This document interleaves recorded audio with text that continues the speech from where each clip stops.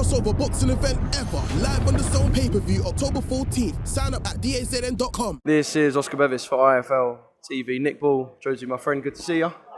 Here in London today to formally announce the November the 18th card and speak to the fighters.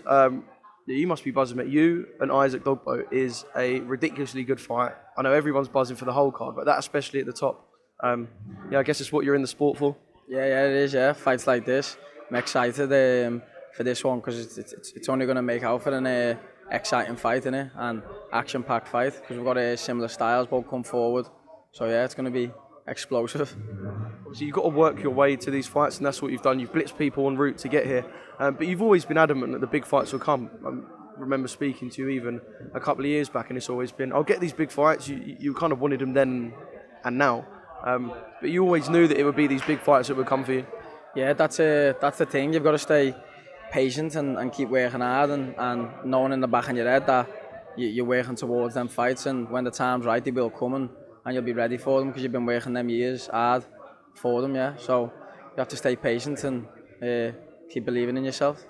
Obviously, you've got your hands on some of the WBC ranking belts to get yourself this eliminator. I want to talk about last time out, obviously, a victory for you. Looked good, continue kind of on your path to get here. Was it difficult in a sense as well? Because obviously what happened to Lamati afterwards, was it just kind of perhaps a strange couple of weeks for a professional boxer, I guess, because you had a win and then all that happened. How was that kind of mentally them few weeks? Yeah, to be honest, with this boxing, we know what we're signing up for, but like obviously you don't really see it as much. But then when you're in the fight and then it obviously happens, you're like, it's a little reminder, and it's a little reminder for everyone involved in boxing that it can happen and it can happen easy. So you've got to take it seriously.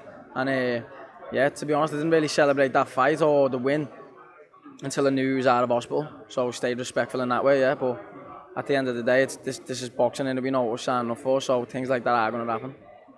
Yeah, well, we're glad he's okay now. Obviously, you're continuing on. A massive opportunity to win the Eliminator and go on to fight for the world title.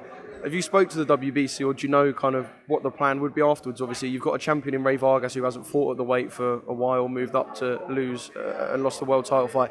Are you kind of aware of what will happen post-fight, or is that something you're not letting yourself think about too much now? Yeah, I haven't really thought about that, to be honest. I'm just focused on each fight as it comes, and the next one is Dogboe, innit? And I'd never underestimate him or overlook any opponent. So once that job's done, then I'll think about that, yeah. Yeah, in terms of Dogboe, obviously, I know every fight is different. Have you taken much from the defeats to Navarrete or the fights that you've seen, even his victories? Are you taking much from watching him? Because I know he's a fighter you would have watched before. Is there much you take from that, or is it kind of styles make fights and I leave his past stuff alone? Yeah, to be honest, I wouldn't really look too much into his past fights, who he's been in with, because he hasn't been in with me, and I do things differently than what them opponents could have done. And yeah, to be honest, in all honesty, I've watched three rounds of his last fight and turned it off, seeing what I had to see. Three rounds, and you can kind of compute, I guess, from them 9 minutes. Yeah, I know what I need to know about him. Yeah, 3 rounds I watched. Yeah, was it Ramirez? Is it? Yeah, and then just turned it off. Yeah. Mate, wicked. Well, we really look forward to seeing you in the ring. Like I said, you've been blitzing your way here. Can we expect you to go and search for the knockout? Yeah, definitely. That's it. I'm not surprised. I know that's what you're about.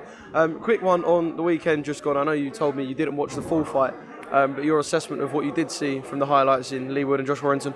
Yeah, I was a bit gutted, to be honest. Gutted for Warrington because he was winning the fight, weren't he? And he obviously got put down, and then he got a count, and then the bell went. So it was a bit mad. The ref could have let it go on, in my opinion, and maybe give him a chance, or you know, I don't really know. I think it was a bit mad, but yeah, it is what it is, innit? But I thought Warrington was winning the fight, yeah. Did it surprise you, the dominance that Warrington had up until the 7th round? Or was that kind of what you expected, Josh to dominate the fight? I don't really know, to be honest. Yeah, I didn't think he'd be that far ahead. Then again, that's his style, isn't it? He's very fit, he comes forward and he doesn't mind throwing loads of punches, and it was obviously working for him, so yeah.